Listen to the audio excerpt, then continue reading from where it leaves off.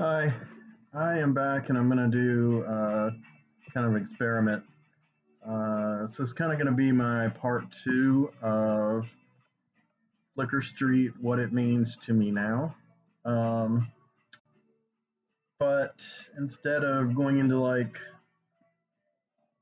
plans or philosophies or meanings or any of that stuff, I'm just going to talk a little bit about where things are in the story. So where my head is going, as far as like what am I writing now? What's kind of spontaneously uh, forming in my brain and uh, that I'm channeling onto paper. In this case, out into the universe vocally.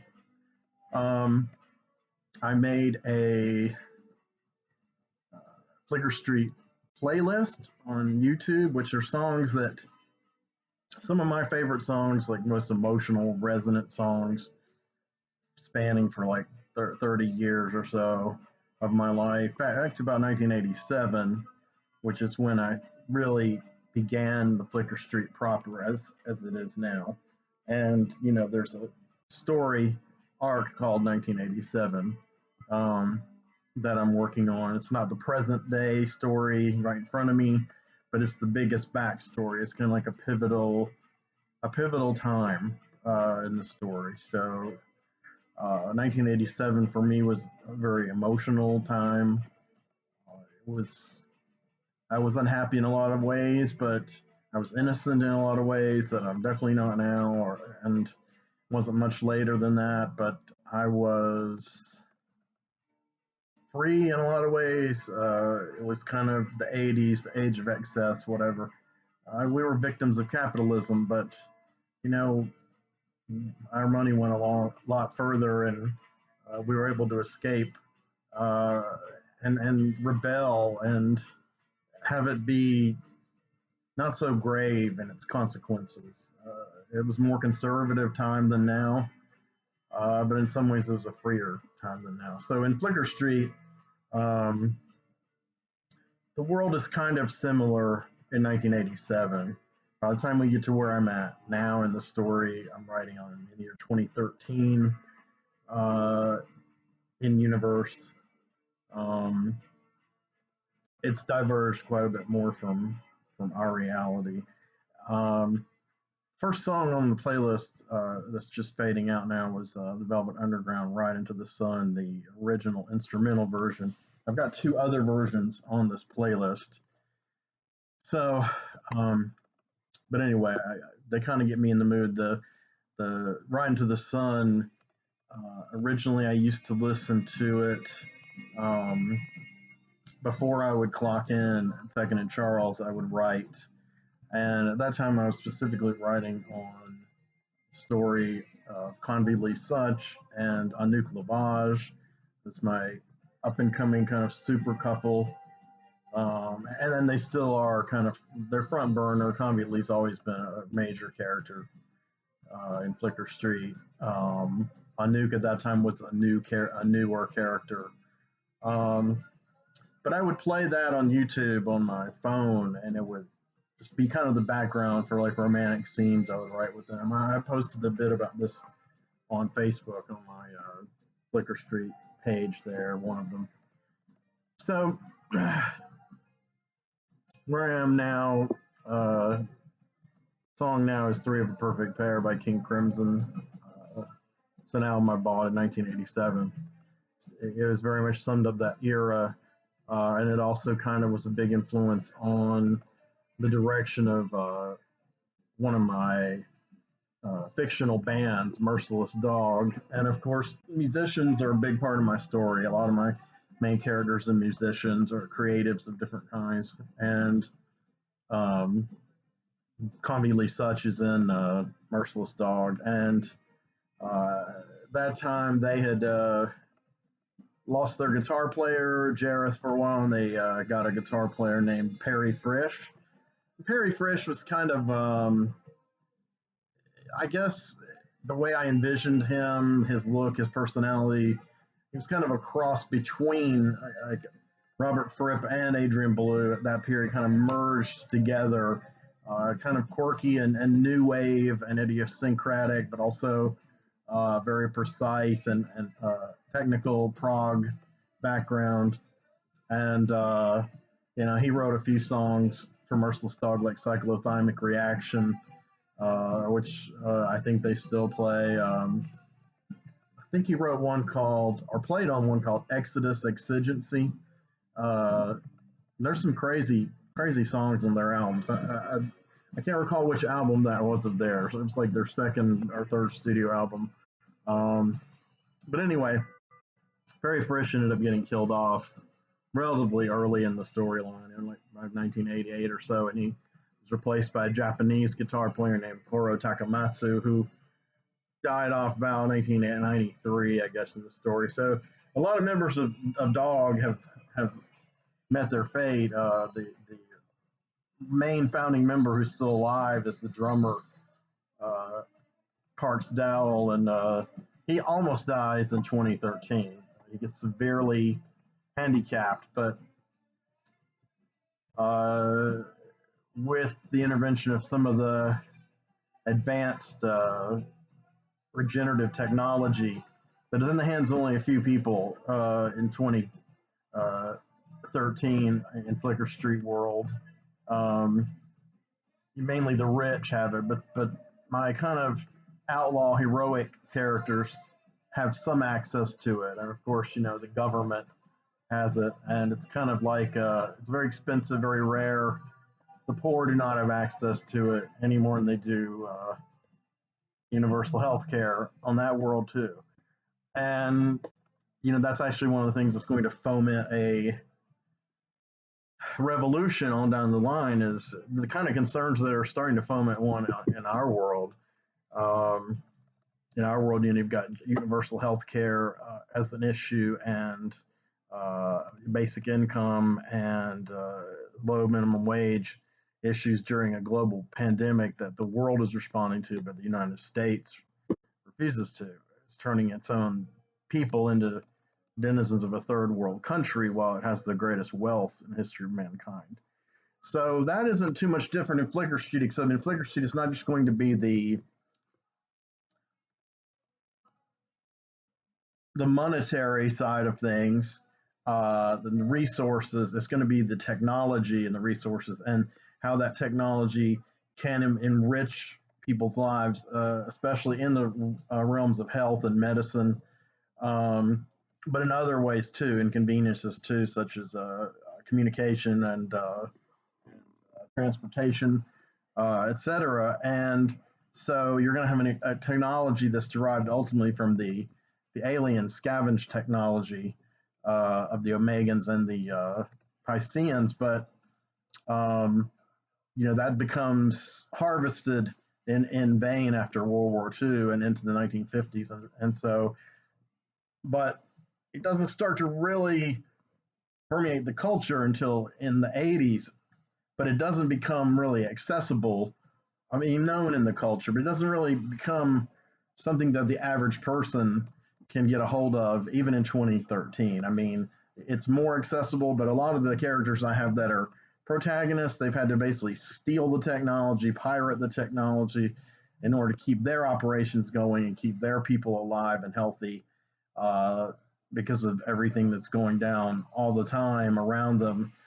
Because they're basically hunted, they're ostracized, because order is what's trying to be maintained in the world via the United States government and the world governments like Israel and Saudi Arabia and China. And basically, uh, all these governments have to varying degrees some of this technology, and are using it, obviously for military uses, weaponry, to kill people, and to make money, of course. And a lot of that's making money off misery of others. A lot of that is keeping the healthcare and the advances that are actually out there, out of the hands of the 99%. So it's kind of an allegory of where we're at. But I mean, I'd always been building this story toward a revolution. Um, but I had and I had the thing with the advanced technology kind of seeping its way up in the 21st century. But it wasn't until I really became more kind of politically radicalized in real life. First in the 1990s, that influenced me a lot. But then again in the 2010s and up to now, of course, and now where we're headed only kind of confirms what I've been thinking. Um, I was going to enjoy the third song on my playlist, but since I'm playing this out on my TV, I don't have an ad blocker on YouTube. So they're playing some insanely long commercials that are utterly banal and extremely loud and obnoxious that have nothing to do with what I'm playing. You know, the data mining failed there, guys. And they're playing one after the other. You know, so it makes me happy that I've had ad blocker on my laptop or I'd go insane. So at some point, it may resume the playlist that I played. After the King Crimson song, it kind of just went into this just hell of banality. Um, okay, now we're back in the playlist. This is Black Sabbath, No Stranger to Love, a 1986 song, and very emblematic of the 80s for me, and it's probably like my favorite power ballad of the 80s. And if anybody's watched any of my Black Sabbath videos, which based on the view count, I don't think many have or will, but they'll know that this is like one of my favorite Sabbath songs, and definitely my favorite, yeah, like power ballad, like metal ballad kind of song of the 80s. And to me, it's very paradigmatic of the 80s. And that kind of doomed romanticism, which informed a lot of the stuff I was writing in 1987 and the stuff I'm still writing today, some of which takes place in 1987 and on through up to 2013. So some of the stories that have been kind of in front of me lately. There's one that I keep coming back to. It's called the death of Zapp Valley. That's not really the official name. That's just what I'm calling it. It's like what I call a sub arc. So it's like a small story arc within larger, umbrella, which in this case is the Ellinger arc, which in my story spans beginning of 2010 to roughly the end of 2014. Though I've been thinking about snipping it toward the end of 2013 instead and going into the next section. The next arc is going to span, so it spans like 2010, 12, 10, 11, 12, 13, 5 full years. It's about average now. The arc I had before, Austerity, spanned from early 2004 to the end of 2009. So it's 4, 5, 6, 7, 8. That's 6 years. But that was a massive story. I've talked about this in my Flickr Street videos before. It was a turning point for how I was writing this stuff, and it freed my brain in a lot of ways because I set out to kind of do a few things with austerity. One was to, and I promise I'm getting back to the death of Zapp Valley eventually. Um, One thing I was trying to do was I had so many characters and I had so many dangling storylines that had gone on and on. I mean, it was kind of like, when Chris Claremont was writing X Men and it took, like 10 years for certain revelations to come out. And it's like it's like General Hospital in the 80s. It took like 3 years for the damn Aztec treasure thing to unfold. I mean, that kind of stuff. So um, I wanted to start tying things off and hastening them forward into another era. And I realized I had a lot of dead wood, and it's not to criticize any of my characters, quality of the characters or their story or their character, what kind of people they are, fictional though they may be. But really just how much I needed to drive. I needed to speed up the engine that was driving the story. And death has always been one that I've used. I've used it kind of callously, I guess, in some ways. I mean, my stuff's not widely published like George R. R. Martin, so I'm not going to have people complaining to me about it. But If I was, I probably would, because I mean, but I get where he's coming from.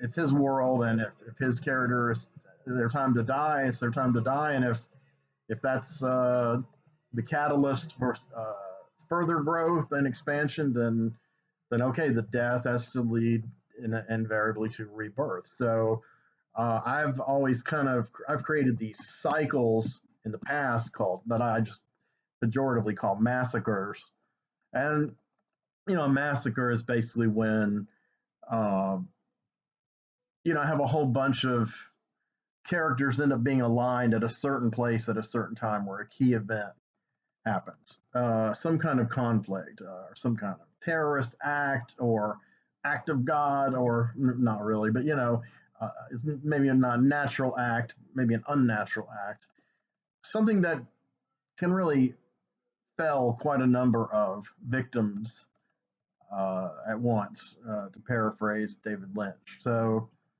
um, and that's been kind of a thing. And when I got up to the early 2000s in my story, I was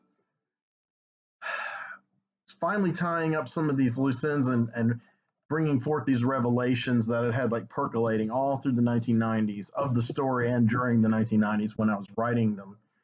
And I was finally like revealing these, things that I've known all along that if you were the reader, you wouldn't know yet, or you'd know, the characters wouldn't know yet. So I love messing with that dynamic, but that's kind of, I grew up on soap operas, so that structure, that thing of where the reader or the audience is in on it, but the characters aren't in on it. And it gets excruciating, and sometimes it's ridiculous how excruciating it used to be to drag out the suspense. Problem with soap operas I have nowadays, what few there are remaining, and I'm accepting Twin Peaks from this because it doesn't have this problem. It matured onward in a way I wish all soap operas had, because it began as a riff on soap operas, among other things, occult fiction and other things, alchemy. Um, but now they tie them up too quickly, so a lot of that suspense is blown. It's too gratuitous. It doesn't have this resonance. It's same like when a lot of times when characters die on soap operas or in certain forms of long form storytelling. This is true in like comic book continuities as well. My other big influence growing up is that the character's dead and then they never mention him again. I mean, in the comics, it's just, well, in the comics, they ended up doing the opposite. They ended up bringing them back from the dead all the time. So the death had no value, no meaning, no power.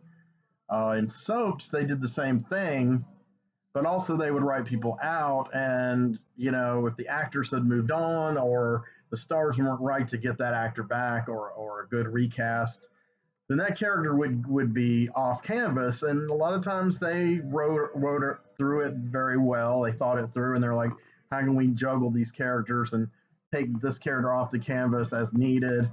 Sometimes you just want to take them off canvas in a soap opera. I mean, for story's sake. Sometimes you have to because the actor's leaving, or an actor dies or something. Um, but after a while, you know, um, uh, it seemed that, yeah, more characters were coming back from the dead, but when the characters were written out for long periods of time, they could be like a tangential to all the other characters, like a germane character in the structure of the story. And they would never mention them, because like, oh, well, so and so never come back, and it's almost like, okay, the character died, and you never mention him, like you never mention your mother that died, or your brother or sister, to where you almost forget that character existed 5, 10, 15 years on, and that's not reality. Um, so I've kind of eschewed, in my opinion, the worst extreme excesses of the two big long form storytelling formats that influenced me and informed Flicker Street when I was first writing it as a young person, which were soap operas and ongoing comic book universe continuities. And um, neither of those things are what they used to be, of course. Even the characters aren't really what they used to be. The ones that still around, uh, So Flickr Street, in a way, is my has always been my partially my way of making up for that, filling that vacuum within myself. I wasn't receiving the fiction anymore. I wasn't receiving the energy and the emotion and the soul of those characters that I felt I knew so intimately. They had changed. They'd gone beyond the pale, but sometimes real people do too. Um, so I needed through. I realized I had my own world in my own mind, and I could do as I wished. And in that world, yeah, I'm God essentially. And there's a lot of wish fulfillment and a lot of cathartic and karmic kind of rewards to writing in that fashion. But as I've said before on some of these Flickr Street videos that may or may not have been seen by any of you guys, I don't really write this anymore as in a contrived way. I mean, I will have some ideas of things I want to accomplish maybe and push in certain directions, but once that seed is planted, uh, beneath that rubric, it tells itself. The story tells itself. The characters write themselves. I kind of know how they're going to react, and they often do surprise me. And I like it. Like I've said many times before on here and in real life and Facebook, whatever. Um, it is a cliche. Like the stories write themselves, and et cetera, et cetera. But it's true. You become the conduit. There's a current that runs through you, and with Flickr Street, I believe on one level, and you can call me insane. Don't worry, many have. I believe I am channeling another existence, another reality. I don't believe it's all like just, oh, I'm making this up and this is just kind of for fun. It's kind of like Lovecraft, his stuff is still so resonant. And I'm not comparing myself to him thematically or in quality terms. But just as an example, Lovecraft stuff is very resonant and it has this kind of almost universal appeal now. The darkness of it and the inexplicable, surreal kind of nature of it. It's a frontier of horror, of cosmic horror that has had echoes far beyond. He died in 1937, so we're talking 84 years he's been dead, and he's vastly more popular than ever. And his work, anyway, a lot of people hate him for his some of his dubious beliefs when he was alive, but that's a whole nother argument. I don't want to get into now, but his work was such that it actually was impressing people who were practicing magic in real life, who were fascinated by other realities, other dimensions, possible beings that you could contact, spirits you could contact. Crowley, of course, is one of them, Aleister Crowley.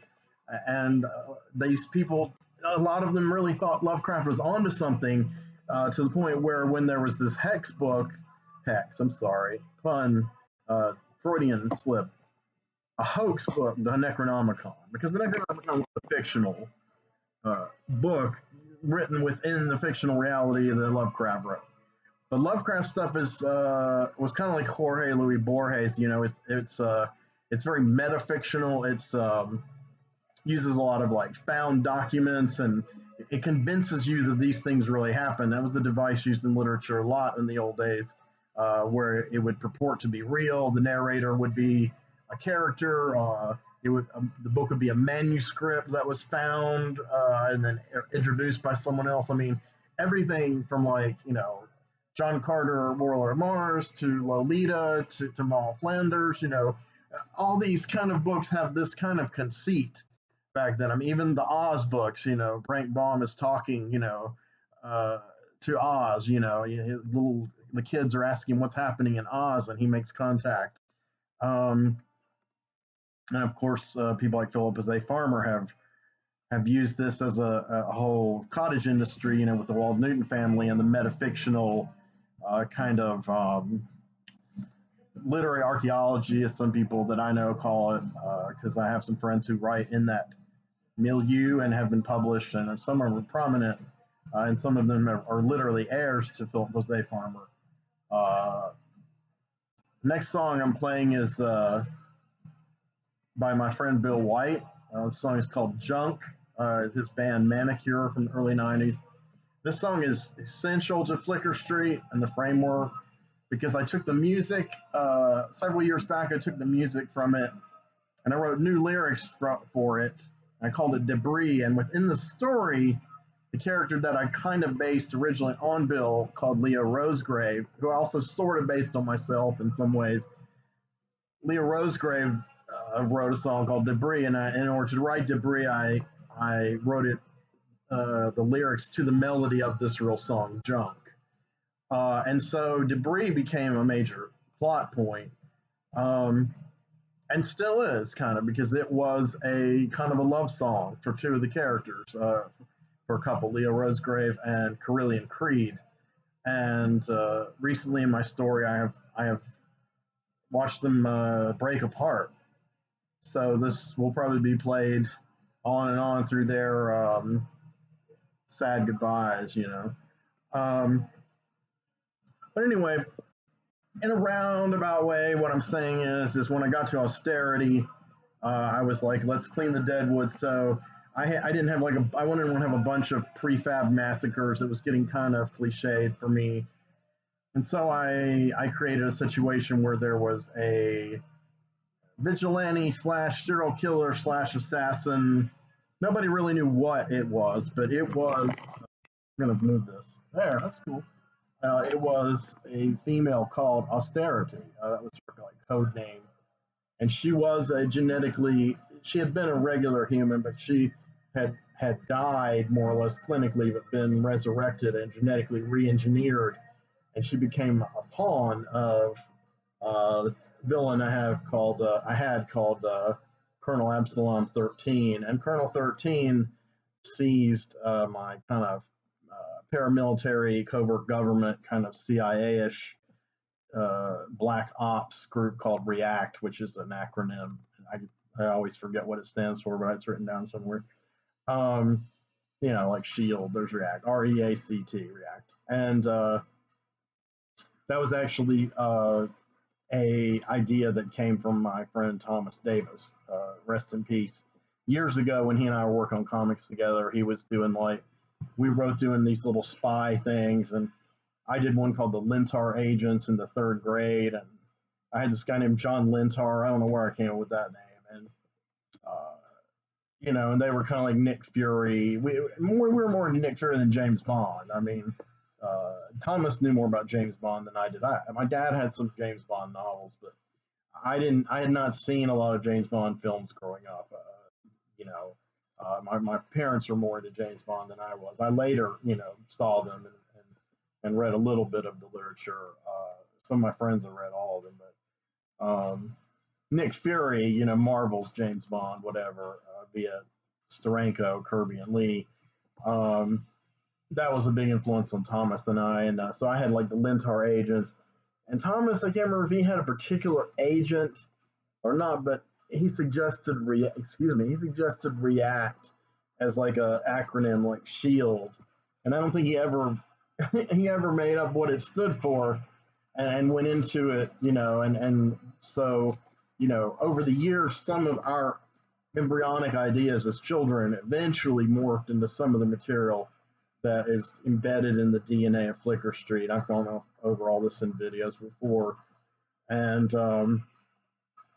so I took that acronym and I defined it, what it stood for, and like I said, I can't remember right now.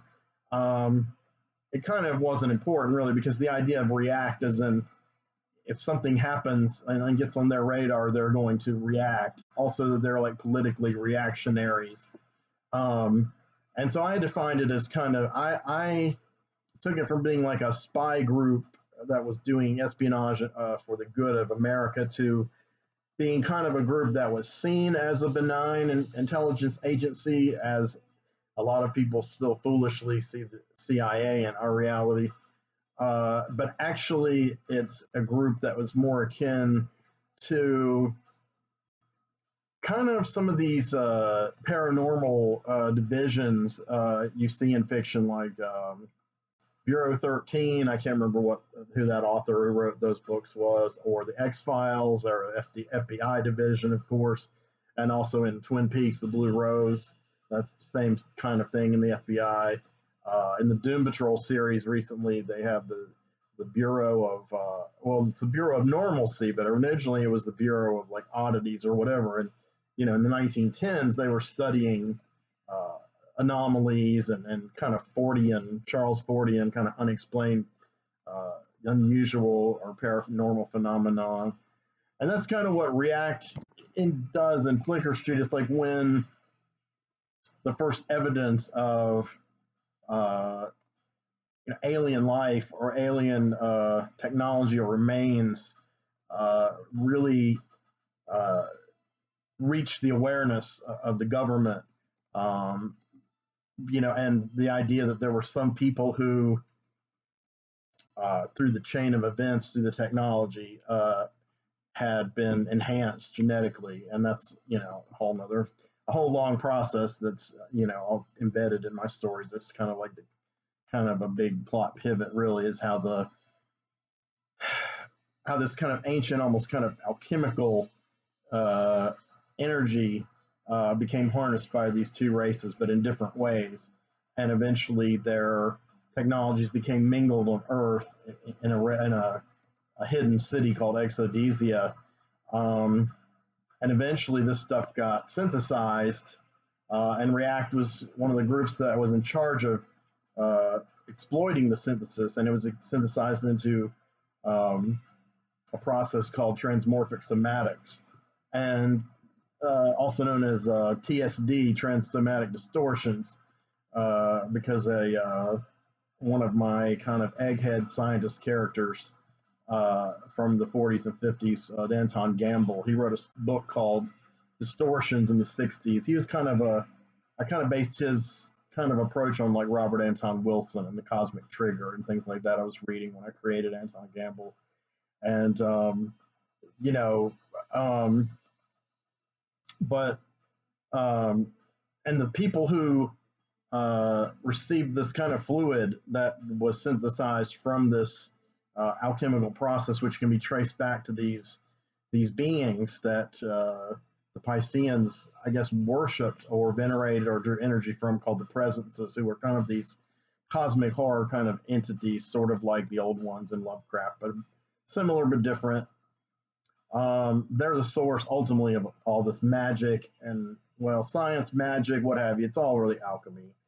And um, so eventually this became something that could be used by governments and also criminal organizations and covert organizations of different kinds on human guinea pigs, human test trials, as well as animals.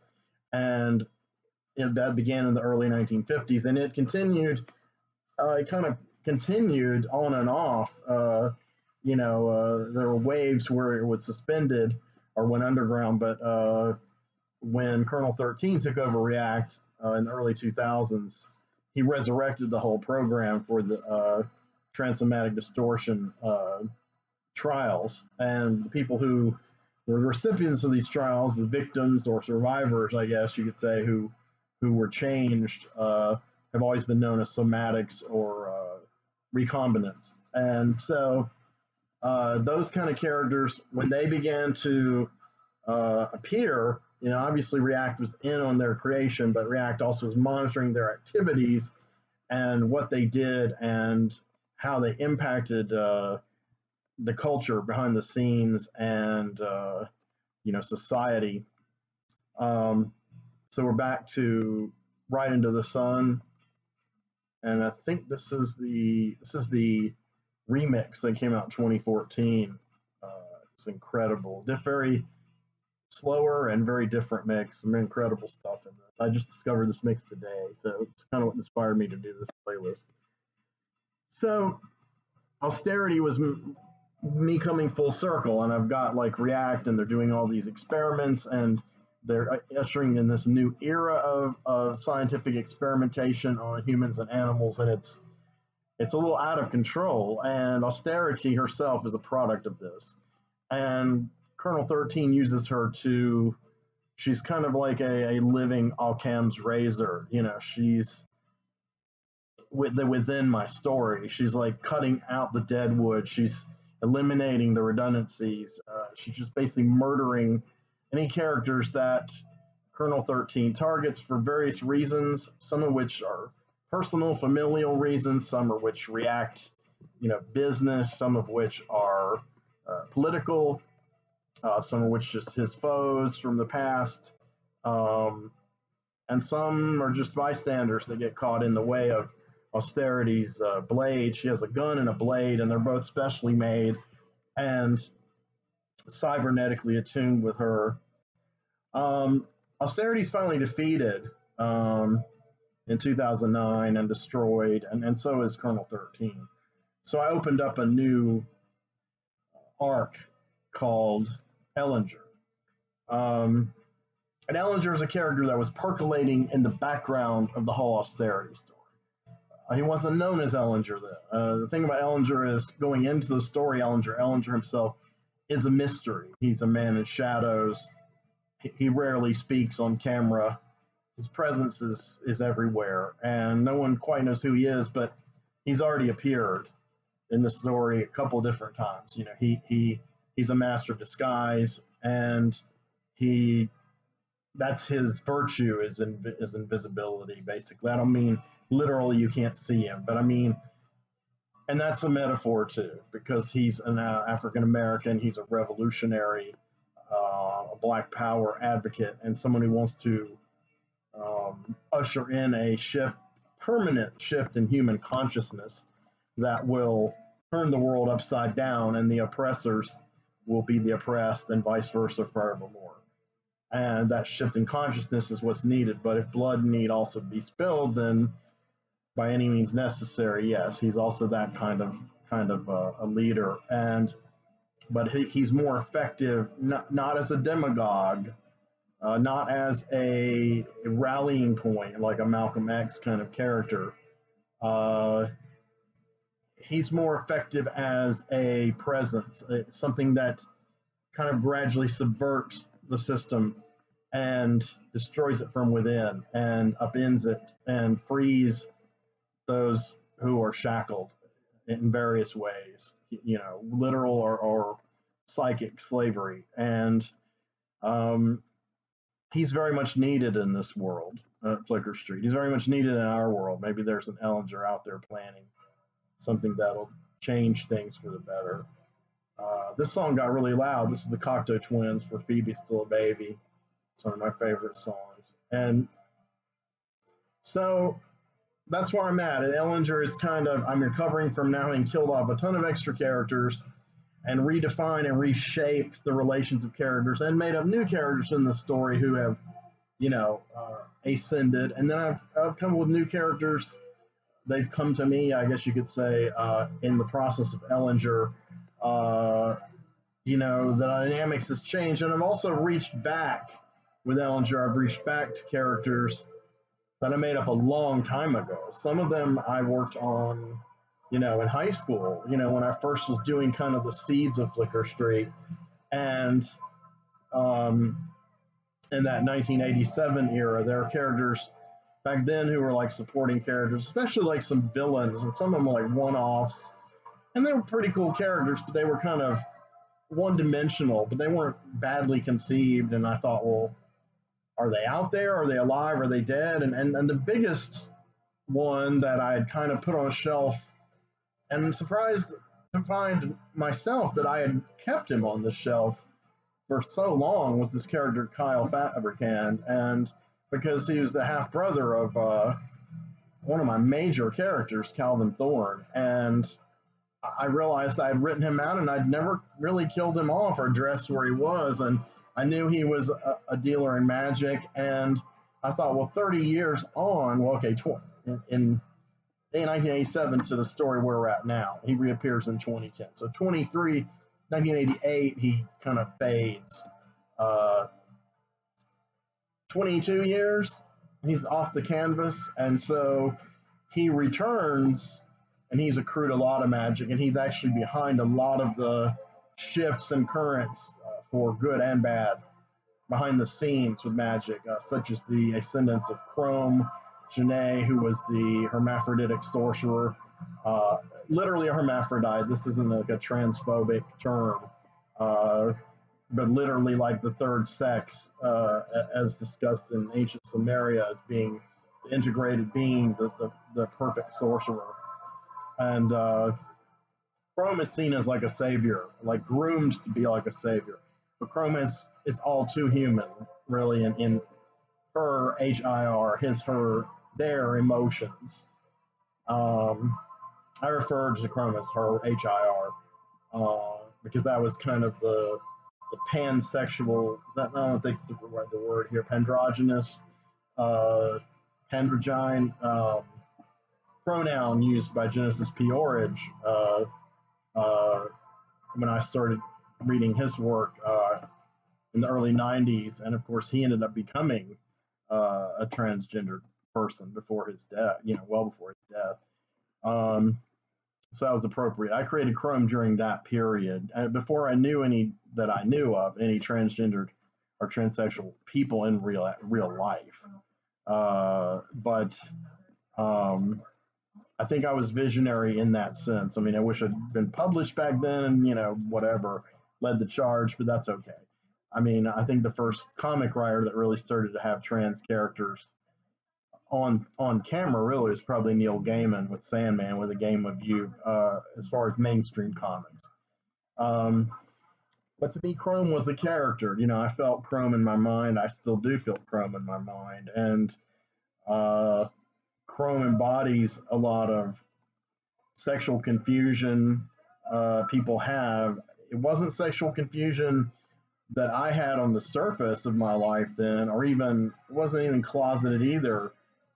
I was very clear that I was kind of, a cisgendered, as they say, boring heterosexual male, but I knew that I'd gone through periods where I was kind of transphobic and homophobic when I was very young, partially because my mother was very religious, and it was just a bad time. The Born Again era, not the Black Sabbath, Great Black Sabbath album, which was a play on that old era and came out then. Uh, that era was bad for a lot of us, people who grew up in the '80s, and the influence. And I'd hate to have been a homosexual or transgender person with parents like mine, or worse. I know people who were, and it's horrible. It's horrible, and the religious right just ravaged lives. Like, let AIDS run unabated, and it's genocidal thinking that informs those people, and still does inform those people. They're lunatics, um, and they are in one form or another the template for a lot of villains in my story, in my stories in Flicker Street. Um, so Chrome was kind of my reaction to that, because I had a character who was heterosexual named Gideon, and uh, Gideon was falling in love with Chrome, but was uncomfortable with the fact Chrome had male and female developed reproductive organs, but he wasn't hateful. He was just, he had to be honest. How do I feel about this? Because it's a compromise I can make. Can I dig into the soul of a person? Me personally, I don't think I could, and I'm being honest. I'm really being honest about that. I think, if I were aware that someone was of that nature going into it, I don't think I could really let myself go, no matter how fond I was of them. And I don't think sexually I'd be able to perform or be aroused to a proper extent to reward either party. Gideon wasn't sure either, but he was willing to try. And then he was killed. And that's the great tragedy of Chrome, because she loved him, S/HE. She loved him, they loved him, and still love him, because of that deep spiritual sense of acceptance, even though it was never put to the test in the flesh. Um, I did address it later with Chrome with another character, Damon, uh, but Chrome at this point is off planet and somewhere far away, delving into like the deep mysteries that are kind of her origins can be traced to. So she's off camera, off canvas. There's a sub arc I was writing called The Daughters of Anaximander's Daughters. And Anaximander's the name of Chrome's father, and he has two other daughters. And but that's a whole nother sub thing. So here's where I'm at. So why am I pivoting on certain things that seem mundane? I'm asking this of myself because you guys haven't read the stuff. It's not finished. It's not out there. But right now I'm listening to Deep Purple, The Gypsy. Brilliant song. First heard this in 1985. I first heard it on headphones and on a cassette of the album Stormbringer in the break room at Harris Teeter supermarket I worked at. Um, I mean, it's as vivid now as then that moment, you know. It's an incredible song. I mean, it's about magic too, you know. With Glenn Hughes and David Coverdale singing the kind of, they're almost singing like the two genders, you know, harmonizing because Glenn's so high, you know, and high voice. He was high too, but I seen you once 100 years ago. You took my hand and broke the spell. I should have let me go. My years have gone so slowly, so I come to you again, my friend, because now my life is at an end. That's a great song. So anyway, um, pardon my indulgence. I'm a sensual aesthete nut. I mean, I get easily distracted by passionate things, music and film and images and shit. And that's just the way I am. So I'm trying to convey some to the world, and my acuity at it in the conceptual phase and the getting down, you know, recording phase for me is pretty good. But the manifestation of it as an object to be passed on is I'm slack. You know, the flesh is weak, the spirit is willing, the flesh is weak. But it'll happen if it's meant to happen. Um, and of course, I've talked at length about how I became aware of kind of like the destiny of what Flicker Street is to me, for other people who may encounter it in whatever form it ends up. And of course, the person who made me aware of that, um, you know, someone I loved more than, I get all dramatic, someone I loved more than life itself, quite frankly, and in some ways still do, but I no longer revere that person. That's a story for another day. That's been a recent paradigm shift and a healthy one for me. But I'll always be grateful for the illumination that that person brought me. So we all have our muses. Sometimes the great muse is not eternal for you, though. Sometimes the muse breaks the circuit, breaks the channel between their energy and your reception. Does that make sense? I don't know. So, the death of Zapp Valley. So, in the 90s, I came up with this storyline. Basically, it's called the Nile War, Nihil. And Nile was the, I guess, pseudonym, nickname, code name, whatever, nom de plume de guerre, whatever have you, of a cat named Jens Sebastian. And he was a German descended Nazi skinhead, white nationalist asshole.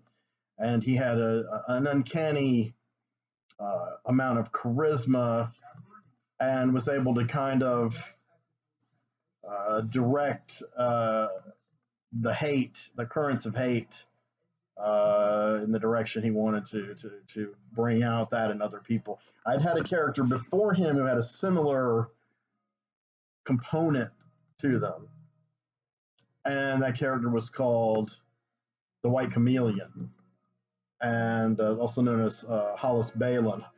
Hollis Balin was a guy from Georgia, and he was a Klansman, a redneck, but he his lover as a child was a Greek Catholic, a Greek Orthodox, and of course his family kind of beat the shit out of him for that. And he did have a daughter by her who became a major character later in my story and passed away later, called Kara. Um, right now I'm listening to Velvet Underground, Ride into the Sun, the third version. This is a slower version with vocals and lyrics. I prefer the instrumental version, but this is still a great. I had to put it on here so get that vibe going. So yeah, if I had a soundtrack to a movie, a Flicker Street, I'd have Ride to the Sun like be the recurring theme to the whole thing. Um, White Chameleon had that power, and he held a lot of people in his sway because the Knights of the White Camellia, Camellia, the flower, that was a real group. That was kind of a Ku Klux Klan adjunct kind of group or spinoff group. So the White Chameleon, and a play on the word chameleon spelled differently, meaning something different. The White Chameleon was a major villain for a short time, and in 1988 he was destroyed. The government sent in some kind of parahuman, some recombinant type characters, some somatics in their employ to stop him. He had a massive hate rally in Atlanta, Georgia, and one of these characters literally exploded, and with such force that a huge chunk of Atlanta perished, and the buildings and the people, including the White Chameleon, and the character exploded, and his partner, the White Archer, who's the father of a couple of my characters in my current story, Stephen and Esme. And that's also the story where Kyle disappeared because Calvin was there too. And Calvin lived, but Calvin saved Kyle, and Kyle disappeared. At the time I wrote the story, I made it kind of like maybe Kyle died, because Kyle was the son of the character that exploded, Eli Queeg. And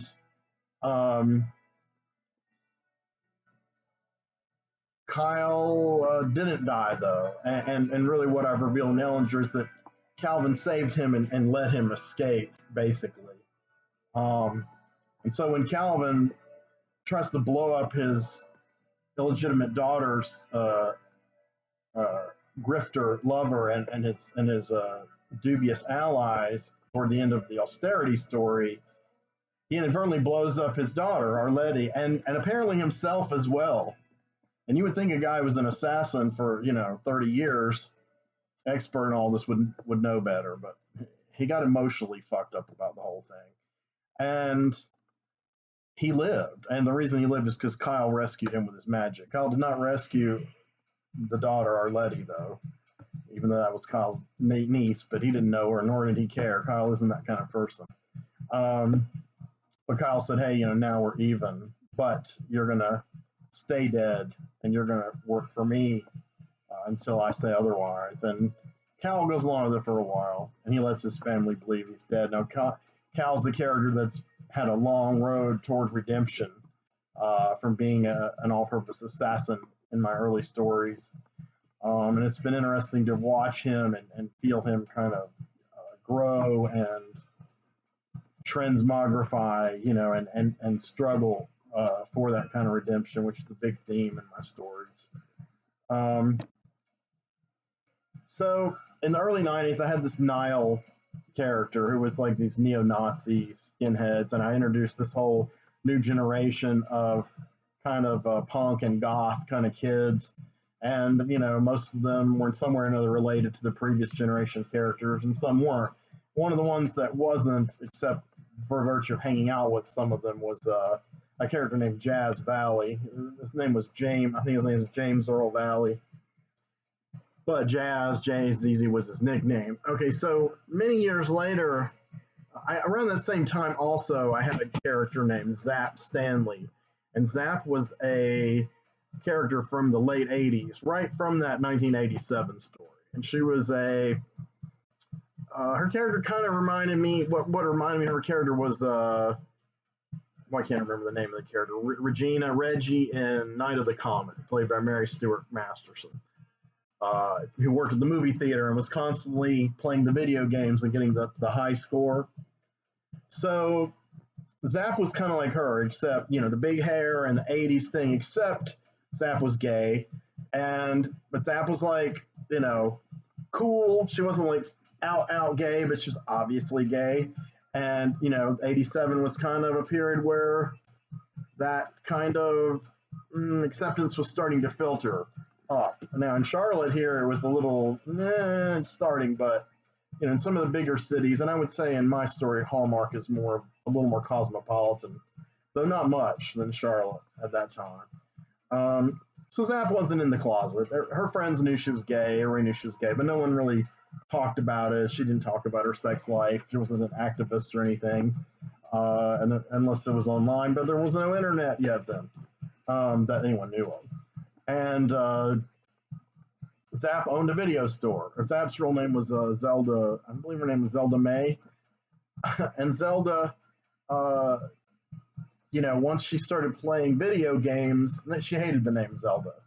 Sometimes they would call her Zell. And when she started playing video games and doing the sci-fi stuff, like in the late 70s, as a child, they started calling her Zapp after the sound effects. It was like Zell, Zapp, and Zapp kind of caught on, and Zapp became her nickname. And she opened in a strip mall called Four Sticks Shopping Center. She opened a video game arcade with some money she was loaned by a family member, and it was called Zapp's Arcade. And she played the video games all day, and also, hey, was also my cat bit me. I was also a cashier, and managed the place. But it was kind of like part of her existence, And she was a fun character, but a very minor character. Some of the things about her, like I knew she was kind of new wave and 80s-ish. I knew her name was Zapp. She owned the video store. I knew all that in 1987.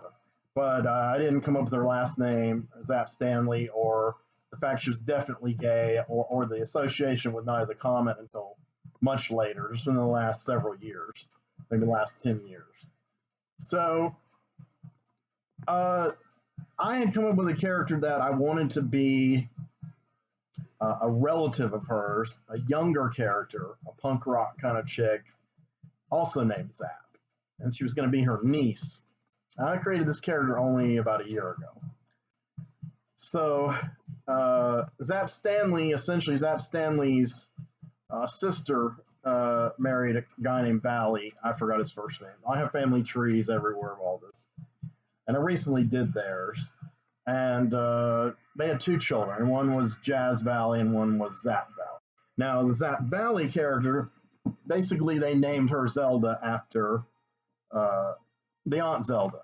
And her name wasn't Zelda May, it was like Zelda Faye. Or it was similar. It was Zelda Marie or something. It was a different last name, but it kind of similar sound to it, vibe to it. And like her aunt, she didn't like the name Zelda, and so she's like, "Why can't I be named? Why can't I? You call me Zapp like you call Aunt Zelda Zapp." So they started naming her Zapp, so she became Zapp Valley. And Zapp Stanley died in the late 1990s in one of my massacres that I was talking about. I don't think she died there was a Nile War massacre like in 1995, late 1994, early 1995, where I kind of climaxed the whole race riot, race war arc. They'd been building for like 2 years or so in my story. And so what it did was it pushed me into another arc called The Survivors, which I spent about 3 years in the story there. And The Survivors basically was who was left over from these conflicts in the mid 90s. And one of the big domestic conflicts, and that happened in Hallmark, was the Nile War. And this kind of new generation of like punks and goth kids, they were like the survivors, and they came to prominence, as the kind of the torch was passed to these characters, and some of them became really major characters like Urania or Urania, depending on how you say it. Urania Fabricant is one of my top like 10 major characters. At that time, she was like this goth chick who wanted to sing in a band, and she was the lover when she was really young of Yin's and Niall, and she split up with him as he became more and more of a Nazi. I mean, at first she followed along with them, and then she got disgusted by it and went back to another boyfriend named Sean. And the triangle between her and Yin's and Sean reached its climax at the end of the Nile War, and Niall died, and Sean didn't die, but he chose a different path. And Urania ended up joining Merciless Dog as a singer, and got involved with a character Dyson that I had, and who was a guitar player for one time for that band. So Urania became a major character. I had a couple of characters like Anais, who was the daughter of one of my major characters, Cowan, and that came out. So there's relations there. But Jazz Valley was like this kind of funny guy who hung out with these guys. He was real brainy, and he was a big fan of the writer that I mentioned earlier, Anton Gamble, and especially his book Distortion. And he was fascinated by this kind of secret history that was going on in React, which was still not really accepted by the main public or touted in the mainstream media. It was kind of like urban legends, conspiracy theories, what have you. And in the 1990s, I was reading a lot of that kind of stuff, and a lot of the stuff has turned out to really be true. Um, and I based jazz on this guy new named Jimmy Turner. And Jimmy Turner did read Robert Anton Wilson and William Cooper, Behold a Pale Horse, and all that kind of stuff. Jimmy Turner had been involved with a longtime girlfriend of mine before I knew either one of them. And I based the character on her too as well. Um, the jazz became kind of like a supporting character. And, he was always intended to die in the Nile War because he was just kind of an extra, but it's it's one of those life imitate art, art imitate life kind of things it's a form of magic really. There's been a lot of times for instance, I've made up two characters based on two different people I know, and they don't know each other in real life. And in the story, I get them together. And then in real life, somehow or another, in the small world that is Charlotte, now the small world that is the internet, these two people independently of me meet and become a couple. Like I somehow predicted. Did I make it happen? I don't know. Did I conjure it? This is where we get into this whole magic thing, where it gets deep and heavy and very powerful. And so I didn't mean to kill Jimmy. I just killed off Jazz because he was a not a very important character. But Jimmy Turner did, in fact, die at the age of 23. Magic number. Look all that up. I first heard about that through Robert Anton Wilson, also, The Cosmic Trigger. Um, he died at age 23. It was pretty tragic. I had seen him a few months before his death. He hung out with me and a girl that I was living with at the time. We all went to see Bobby Seale, the co-founder of the Black Panther Party, speak. And I loved Jimmy. I thought he was a good kid. I'd been kind of annoyed with him because he fucked my girlfriend before me. But I mean, I was stupid. I had another friend. We had a common close friend named Stan. And Stan, helped get me into a lot of this more esoteric reading too. And Jimmy was kind of this he was always homeless by choice. Pretty much, he was just kind of bouncing from crash pad to crash pad, taking acid, doing whatever. But he was funny, goofy. He was a prankster. He couldn't hold down a job. He was young and crazy, but he was extremely intelligent and extremely subversive in the way he thought. And I liked when I spent that last evening with him at the Bobby Seale event, I thought, man, Jimmy, somebody, I told him, I said, we should hang out sometime, man, for real. You should come down to the house because he'd been by my house one other time years earlier. And, within a year, I think he died. And I don't think I found out immediately, but it wasn't too long. Uh, and, there's other things to the story, synchronicities and things that are more even deeper. But anyway, that was the template for Jazz Valley, and so I made Zapp Valley her brother, and I think she's like either a year or two older or a year or two younger than him. But she was from the same scene, so I've retroactively now placed her within the Nile War milieu as a supporting character. So flash forward from the early to mid 90s, and from his death, you get on like 16 years to 2011, and I have a character, Derek Stenbrow, or Derek Pasquin, sometimes known as Michael Pasquin, also known as Snowman. I've talked about him on this channel as well, on Flickr Street videos.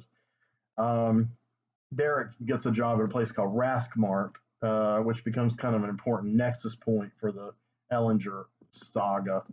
Um, and Zapp Valley works there. She's one of the supervisors.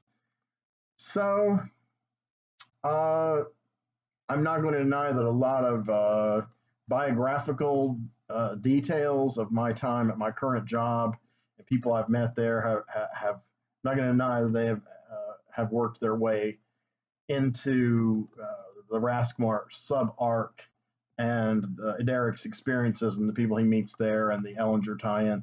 And Zapp is a part of that, and she becomes she's I guess by this time of story, getting near 40, and she has two kids. She's a divorcee, and she's still kind of a wild-looking punk rock chick, and kind of an angry, surly person. She's had a lot of physical ailments, but she's kind of tough, um, but kind of unapproachable. By she's heterosexual, but though sometimes it seems hard to determine, and a little androgynous, and she has kind of keeps men at a distance. She's intimidating if you wanted to say court her romantically. And of course, courting someone romantically these days, even back in our world in 2013, much less this fictional world, it's no different. It's way different than it was in say 1987. It was hard for me in 1987. It's a lot easier in the ways that it was hard then, but it's hard now in other ways. So you kind of have to be careful, especially if it's like in a work environment, a hostile work environment, all that. So that's what my story is about with that sub arc, is that Derek has kind of a crush on her, but is a bit intimidated, and so keeps, as he is wont to do, he keeps back. He's an autistic character too, and he's come through a lot, and just the fact he's holding this job in the public after his last one falling through because the place he worked at got blown up. And he got blamed for it briefly, but he didn't do it. That's a whole other story. That was like a mini massacre. That was the Third and Key massacre. That took place in, I guess that was 2011. So by late 2010, early 2011, by the end of 2011, he's working at Raskmart. So by 2012, we're getting into this phase where he has this crush on this Zapp Valley chick, and she's not quite as untouchable or unapproachable as everyone thinks, as Derek or the staff thinks. And so she does begin an affair with another coworker, and he's quite a bit younger than her. His name's Jory Jones, and he's related to several strains of previous characters I had. He's like a new generation, like the next generation coming up. He's like 20, 21, I guess, in the story. Yes, I think he's born in 1990, I think, and whereas Zapp was born like 1975, I think. So, but yeah, but she's really turned on by this guy. He's a funny guy. He's a good looking guy. He's kind of slim, and he's a little bit effeminate himself, but definitely into chicks. And he has a girlfriend. I think her name's Melissa or Melanie. I have it on the family tree, but Zapp kind of aggressively dominates this kid, and he loves it. And they start seeing each other and going out and talking on the phone or talking on the internet or whatever. But it gets a little passionate to where they're sneaking away in the deep dark crevices of the back room or this massive warehouse in back of Raskmart, where there's lots of places you can hide except from the cameras. But they know what cameras to avoid. Well, she does anyway because she can monitor them. She can erase them, maybe even. She may even do that. And so they kind of begin fucking, in some of these places, and it's pretty aggressive and angry fucking, and she's just kind of finally getting this out of her system, and he's just utterly enthralled with her. So the last part of this quadrangle is this character Amber Ledge, and Amber Ledge has been a major character all her life, and I made her up. I made her up in high school, so she was born then to a character, Thomas Ledge, a major older character, um, and a woman he had an affair with named Gloria. And uh, so Amber was like a child when the 1987 period took off. And during that period, the family member, by the time her mother was dead and then her father died soon after that, her stepmother finished raising her, but the family member she bonded with the most was Gloria's younger brother, Jeremiah Thorne, who's always been one of our major characters, even when he's been dead for periods of time and come back, which there is reasons within the story, obviously occultish, as to how he's come back. He's going to die most recently in toward the end of 2012. So toward the end of the Ellinger, 2/3 of the way, 3/4 to the Ellinger story, he's going to die again, and he may come back, but that's going to be a whole nother process. But if he does, that'll be the last time. But anyway, Amber is his niece, and she always has loved Jeremiah. And when he was believed dead for a few years, when he came back, she was then no longer like a cute little girl. She was a precocious teenager, and she's like had sex with numerous characters, had many affairs. She's been married a couple of times. She has 3 children, all but one were out of wedlock, and the fathers of all 3 of them are dead. 2 of them were killed at the same time, actually, by austerity. And she was a target of austerity. And Colonel 13, the villain I mentioned earlier, who dispatched austerity to carry out these murders in Hallmark, he's her half brother. He's much older than her because Thomas Ledge had Amber when he went well into his 50s. But when he was young, he had an illegitimate child named Jericho Daltrey, and Jericho Daltrey eventually became Absalom 13. He had suffered a near-death experience in the late 70s, and he was experimented on by some of these React and related kind of scientists, and they use some of the TSD technology, but they also use cybernetic technology. So he's like a cyborg, but yeah, I mean, true cybernetic. He's kind of synthetic cybernetic. Anyway, so you could see him being the godfather of austerity. He didn't create her, make her. Scientist Phileas Caleb did, one of my longtime villains, and but Absalom directed the creation of austerity. So anyway, Absalom captured, and he was trying to kill off a lot of his family members. He had some daddy issues. And anyway, she was tortured, and one of her children was captured with her. The child was taken care of. But eventually, I believe it was Phileas Caleb who freed them, because Phileas Caleb, when Absalom 13 fell, parts of his empire were sucked up by Ellinger covertly. And Ellinger took Phileas Caleb. And even though Phileas Caleb's like a villainous kind of character, like I said, Ellinger wants to create mass change by any means necessary. And so he's like, you're going to work for me. And he did hold some things over his head to make sure he worked for him. We'll get into those another time. And so they freed Amber, but Amber was amnesiac. The trauma of her kidnapping and torture, she was partially amnesiac.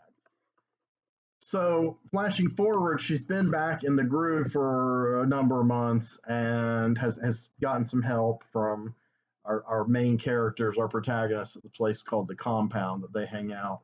My music stopped because I have to go around there and say, yes, I'm still watching this. I don't know. I'm not sure if I want to do that or not. I guess I could just walk off and do that. No, I'm going to keep with you because I'm going to wrap up soon. So, Amber gets a job through her friend Araby Barlow.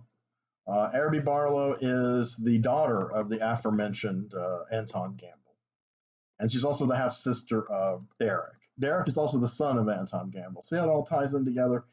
And Araby is a manager at this Rasmart, and Araby was also one of the next generation of like punk kids, like Jazz and Carillion and Anais and Urania that came up during the Nile War storyline. So Araby gets her friend the job, and well, she gets her brother the job first, Derek, and there's that's not taboo at that company though. They're fine with nepotism and people dating at work. So and so the fact that Zapp and Jory are fucking at work isn't so much that they're seeing each other, it's just the fact they're actually fucking at work in the building. But no one knows it yet, or so they think. Um, anyway, so Amber is, because her father was the subject of TSD, transsomatic distortion trials. He was incredibly strong and tough, and aged slowly. He was a very macho, conservative, right wing clown. He was an agent of React for many years. And he finally met his fate. And Amber was pretty young when he died, but Amber has inherited his strength, but in a weird way, her I guess mutation or transmutation, it's tied in with her menses, her menstrual cycle, and her ovulation, and her pregnancies. So she's somebody who is very oversexed, and that's part of it. And she's, oversexed and over ovulating, I guess you could say. So she already has the 3 kids, and she's probably had a couple of miscarriages along the way, somewhere in there. Maybe an abortion. I haven't tracked every single sexual encounter she's ever had, but I knew who all her lovers have been. There have been several. And she's still young. She was born in 1982, so even as of 2012, she's just 30. Right? So, but she's a fascinating character. So bear in mind she's knitting herself back into the social scene. She's reunited with her 2 other kids, and the people at the compound. They have a thing called the nursery, and they kind of help raise the orphans of all these massacres. So they're kind of creating like a community or a commune of people who are going to try to, I guess, I don't know if you want to say save the world, but prepare the world for the paradigm shift that's coming, which Ellinger is trying to hasten along and make the most of, riding the crest of that wave, so to speak. And so Amber, each time she's gotten pregnant and had a child, she's gotten stronger. And she also ages slowly, so she looks a lot younger than 30. She looks like almost like a Lolita-ish character. And she always had kind of shortish blonde hair and big glasses. But while she was in captivity, she grew her hair really long. And when she came out, she dyed it red, and she's kept it like long, long, long. But she still wears the big glasses, and she's a little less voluptuous than she used to be. She's a little thin now.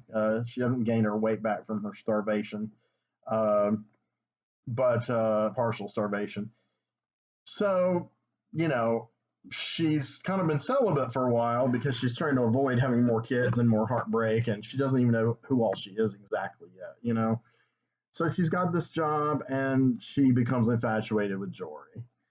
Sure enough. So she becomes a little determined, and of course, she's trying not to give in to this. I know some characters she'll confide in, but I haven't decided who yet, because that'll be an important thing. Because what's going to happen is, and this is the crux, this is where it's all headed right now, is there's a period where Amber makes a move on Jory, and Jory kind of politely rejects her and doesn't uh, confirm or deny that he's in love with Zapp. And so they're all in the back room, and she kind of follows them one day, and she's kind of spying on them. Uh, she's also being spied on them by another character, who is the guy who works for Rasmart, but he's also an agent that works for Ellinger. He's one of the ones that's been trying to recruit Derek to Ellinger's cause, slowly, subtly. This character's named Tavon. He's kind of a minor supporting character, but important. So Tavon kind of is following Amber, following them, and they have sex before she finds them, but they're wrapping up, and she confronts them, and basically hints that she's going to, spill the beans about all this. Not to hurt Jory because she likes Jory a lot, but she's a little hurt. She thinks she's better than Zapp, and Zapp's kind of a bitch, and and Zapp might be kind of a bitch, but she deserves to be happy too, right? Come on. But her and Amber they're two, irresistible force and immovable object kind of things. But the problem is young Zapp is human. Amber is a little more than human. So during the shouting and Jory trying to break up the shouting, and feeling very awkward and passive and trying to finish, getting his pants on, um, Zapp doesn't know really Amber's true nature. And, she just gets in her face and does the whole kind of cock the head attitude. And it's like, look, you can go fuck yourself. You go ahead and try to talk to somebody about this. I will shut you down. And it's intense. It's harsh. It's the way everybody perceives Zapp as being at her worst, And even Jory's kind of shocked, like, whoa, because he's always brought out that sweet, albeit, sexually aggressive, but kind, caring side of her, because she is a good mother to her children, or was. And as I was thinking of this, it was playing through my head like it was really happening. I was almost acting it out as I occasionally do. And then I visualized the graphics, and I finally did sketches of it in like 4 panels on one page. They're very rough. They're nothing I want to like show it yet or anything. But basically, Amber just punches her, just instinctively just punches her, and she hits her at a certain angle. And between the angle that she hits her at and the force she hits her, which she doesn't mean to, but she's so strong now, she just snaps her neck and kills her instantly. And so Zapp falls backward, and she's kind of like a broken doll, kind of twisted, and Jory is singing to the floor and crying, and Amber splits. Asks Jory to come with her. Of course, he's like, and Tavon witnesses this and reports this to some people he's in league with, some other Ellinger affiliated people who work covertly at Raskmark. Yes, I said covertly. And so I kept coming back to this moment, and that's where I'm at. I got into a police investigation. I got it into the emotional effects on Jory, and I got into, the intrigue with Tavon and Ellinger, and Derek finding out about it, and his place in all this, of course, since he's such an important character, and what Amber does. And Amber essentially has to seek shelter, seek asylum from the compound, and she's now going to be reunited full time with her children who are in what I call, capital N, the nursery where these orphans are raised. And Urania, who is in command of the compound since Chrome left the planet, Urania grants her asylum, and she's like, we've done this for many people. We helped you when you came back. You don't have to work out in the world. We'll take care of you. We've got resources, and we'll protect you. We're not adherents to any law, because they've all been outlaws for various ridiculous reasons, and by their very nature, they're outlaws because the system is evil and corrupt, and they know to what depths and extent the corruption goes. And so they're never going to be safe, and that's why they have a secluded headquarters away, and that's why they have these provisions in place to help each other and foster kind of community and like take care of each other and raise the children of the people who die for their cause or in the way of these kind of negative forces. So that's where I'm at, the death of Zapp Valley. So that's kind of the current crux of the Ellinger arc. I'm tired out. My music's permanently stopped. Unfortunately, I think I had a couple more songs coming up. Anyway, thanks for listening. I think this now has officially broken my record longest video. I don't think this is a video that's essential for everyone to watch. Just watch if you're interested in Flickr Street, or if you just want to hear me talk about, uh, my characters and my process, whatever. This isn't, I'm not really trying to make any particular point the way I had my other videos, but I do consider this kind of a follow up to the where I am now with Flickr Street video I did, because I'm now back where I was, and with this kind of sea change occurring, albeit slow and painful and difficult it is, uh, within as pertaining to ongoing situation that I've bored you all to death about over the last few months. Uh, but I see daylight in that scenario, and I see some hope up ahead, and it required some rewiring of my thinking, which had to happen, but it didn't happen. I didn't make it happen. Some things happened beyond me that triggered me that I needed to have happen, to me. They weren't good things, but they put me on a better path. So my head's going back into a better place to channel all this stuff and to create, and to be kind of aligned with this world that I'm creating, channeling, I don't know, revealing to everyone. That's revealing itself to me. And that's, like I said, an act of magic or alchemy. So everybody take care. I'll be back with some other, maybe more mundane videos soon. And thanks for listening.